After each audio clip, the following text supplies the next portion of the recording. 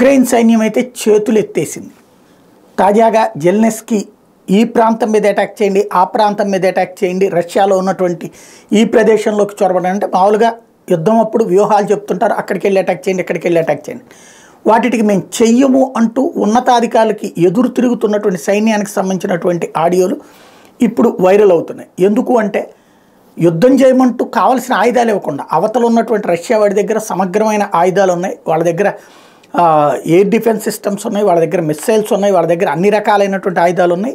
వాళ్ళని దాడి చేయమని చెప్తూ మీరేమో మాకు ఇచ్చేటువంటి చిన్నపాటి తుపాకులు చిన్నపాటి వెపన్స్తో ఎట్లా అటాక్ చేస్తాం, మీరు ప్రాణాలు తీయడానికి పంపిస్తున్నారు తప్పించి పోరాటానికి పంపించట్లేదు, సరైన ఆయుధాలు ఇచ్చి పంపించండి, మేము లేకపోతే వెళ్ళమంటూ కింద స్థాయి సైనికాధికారులు ఎదురు తిరిగి ఉన్నతాధికారులతో చెప్తున్నటువంటి ఆడియోలు ఇప్పుడు వైరల్ అవుతూ ఉండటంతో ఉక్రెయిన్ దానికి కారణం ఏంటి, ఎవరు అట్లా మాట్లాడింది, వాళ్ళ మీద కోర్టు మార్షల్, సాధారణంగా సైన్యంలో కనుక ఎదురు తిరిగితే కోర్టు మార్షల్ చేస్తారు, అట్లా చేయాలా లేకపోతే సమాధానం చెప్పి సర్ది చెప్పాలా అన్నటువంటిది ఆలోచిస్తోంది.